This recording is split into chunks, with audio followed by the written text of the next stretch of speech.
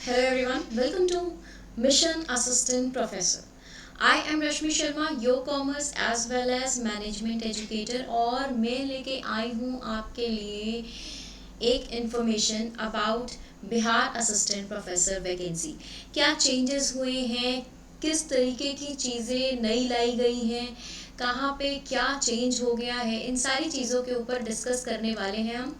बिहार बिहार के assistant professor की vacancy के लिए बहुत सारे कैंडिडेट्स अभी वेट कर रहे हैं और अभी फाइनली जा कर के हमें पता चला है कि क्या होने वाला है। तो आज हम बात करेंगे बिहार असिस्टेंट प्रोफेसर वैकेंसी 2026 की कि क्या है वो न्यूज़ जिसने चारों तरफ खलबली मचा के रखी है। तो चलिए फिर फटाफट से बता देती हूँ बिना आपका टाइम वेस्ट किए हुए। ये आपको इन्फॉर्मेशन आ गई है जिसमें बताया गया है कि असिस्टेंट प्रोफेसर की नियुक्ति के लिए 175 अंकों की परीक्षा होगी। ठीक है, इसके साथ ही यहाँ पे कहा है इन्होंने कि नेट या पीएचडी के बावजूद परीक्षा देनी होगी। तो आखिर ये क्या है और किस बारे में यहाँ पे बात हो रही है, चलिए इसको हम जान लेते हैं। डिटेल में बात करेंगे हम इसके ऊपर। ऑलराइट, तो सबसे पहले जान लीजिए कि पहले क्या सिस्टम था। 160 मार्क्स का आपका रिटन एग्ज़ाम होता था और 40 मार्क्स के आपके इंटरव्यू कंडक्ट किए जाते थे। ठीक है, बट अभी नया क्या पैटर्न है, नए पैटर्न के अंदर आपको 175 मार्क्स के रिटन एग्ज़ाम देने हैं और बचे हुए 25 मार्क्स जो है वो आपके इंटरव्यू में लिए जाएंगे। ठीक है, इसमें आपका इसको दो पार्ट में डिवाइड कर दिया गया है। इसमें आपका इंटरव्यू भी है और इसमें आपका टीचिंग स्किल भी देखी जा रही है। ठीक है, टीचिंग स्किल आपकी कैसी है वो भी आपका यहाँ पे देखा जाएगा। अब मैं बात करूं कि इसको अप्लाई कौन कर सकता है। ठीक है, ये तो मैंने मार्क्स की बात कर ली कि किस तरीके से मार्क्स का डिस्ट्रीब्यूशन किया गया है, पहले क्या था और अभी क्या है। तो अब मैं बात कर लेती हूँ आपसे यहाँ पे कि अप्लाई कौन कर सकता है। तो अप्लाई की बात करें तो ऑल इंडिया स्टूडेंट, ठीक है, इंडिया कि कोई भी स्टूडेंट जो है वो इस एग्ज़ाम के लिए अप्लाई कर सकते हैं। ऑलराइट, अब इसके साथ ही आप ये जान लीजिए कि इन्होंने एलिजिबिलिटी क्राइटेरिया क्या रखा है। ठीक है, एलिजिबिलिटी क्राइटेरिया इन्होंने क्या रखा है इस पर बात कर लेते हैं। एलिजिबिलिटी क्राइटेरिया में इन्होंने कहा है कि आपके पास एटलीस्ट 55% मास्टर्स में होना ही चाहिए। ठीक है, यानी आपके पास मास्टर डिग्री है आपकी तो उसमें आपके पास 55% एटलीस्ट होना चाहिए। इसके साथ साथ आपको नेट, ठीक है, इसके साथ साथ आप नेट या सेट एग्ज़ाम आपका पास करना बहुत ज़्यादा ज़रूरी है। यानी कि वो कैंडिडेट जिन्होंने नेट नहीं पास किया है उनको यहाँ पे मौका नहीं मिलने वाला है। ऑलराइट, अब इसके साथ मैं आपको ये भी बता दूं कि यहाँ पर इन्होंने कहा है कि यूजीसी रेगुलेशन इन्होंने बात करी है 2009 और 2016 की। यूजीसी रेगुलेशन 2009 या 2016 इन्होंने कहा है।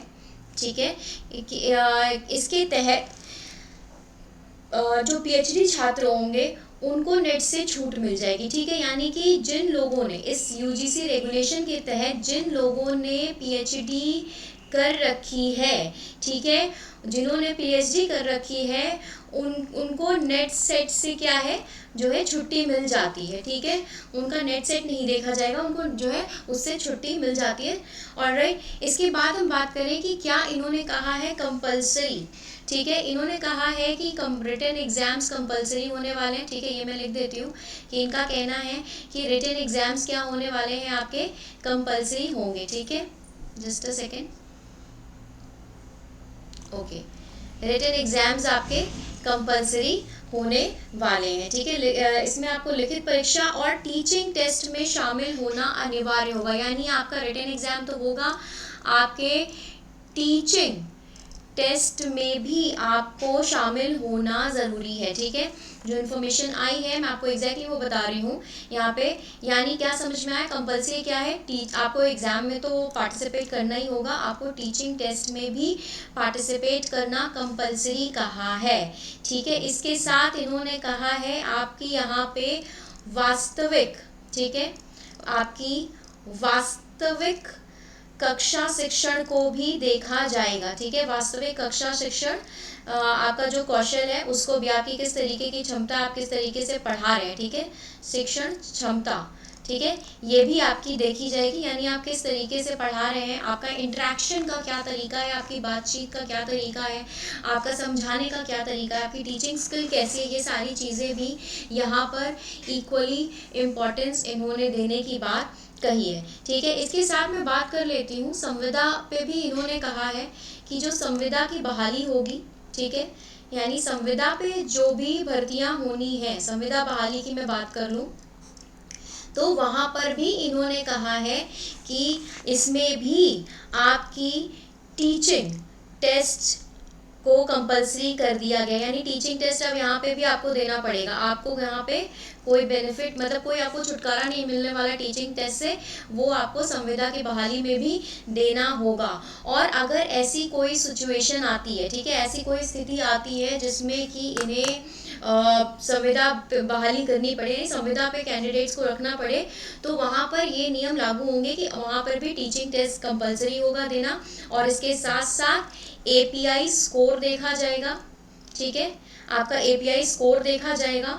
वहाँ पे भी आपका, ठीक है, जो शोध की बात करूँ, शोध कार्य आपका देखा जाएगा, शोध कार्य देखा जाएगा। इसके साथ ही इंटरव्यू को भी यहाँ आधार बनाने की बात कही गई है, यानी संविदा बहाली में भी इतनी सारी चीज़ें इन्होंने बता दी है कि ये सारी चीज़ों का होना अनिवार्य है। इसके साथ यहाँ पर इन्होंने दो चीज़ और कही है, इन्होंने कहा है मार्क्स की बात इन्होंने बोली है। मार्क्स में इन्होंने कहा है कि 6 मार्क्स, ठीक है, यानी 6 अंक आपको टीचिंग स्किल टेस्ट के लिए मिलेंगे, और बाकी के 6 अंक और जो बात कर लूँ मैं, तो वो आपको यहाँ पे इंटरेक्शन देखा जाएगा कि आपका इंटरेक्शन स्किल कैसा है, यानी आप किस तरीके से आप इंटरेक्ट कर रहे हो, आप किस तरीके से पढ़ा रहे हैं, क्या इंटरेक्शन है आपका, किस तरीके से आपका प्रेजेंटेशन है, ये सारी चीज़ें होंगी। अच्छा, इसके साथ एक बात इन्होंने और कहा है कि इन सारी चीज़ों का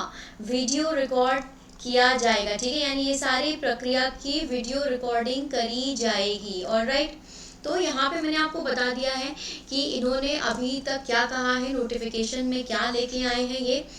हालांकि जो भी और आगे इन्फॉर्मेशन होगी वो हम आपको कंटिन्यू देते रहेंगे।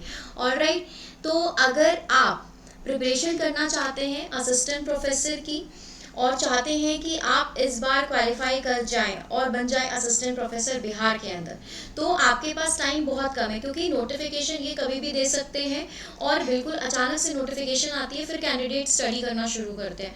वहाँ पे सबसे बड़ी प्रॉब्लम आपके साथ ये होती है कि आपके पास टाइम बिल्कुल नहीं होता, ठीक है। तो आपको ये कहूँगी मैं कि आप बिल्कुल शुरू कर दीजिए, ठीक है, बिल्कुल आप सोचिए कि अब आपको शुरू कर देना है। इनफैक्ट आपको शुरू करने के बारे में एकदम अच्छे से सोच लेना चाहिए, क्योंकि लास्टली क्या होता है, बहुत सारे ऐसे कैंडिडेट्स हैं जो ऑलरेडी प्रिपरेशन मोड में हैं, बहुत सारे ऐसे कैंडिडेट्स होंगे इस बार जो नेट क्वालिफाई कर लेंगे, वो भी उस रेस में दौड़ने वाले हैं, यानी कि कंपटीशन काफ़ी ज़्यादा होने वाला है।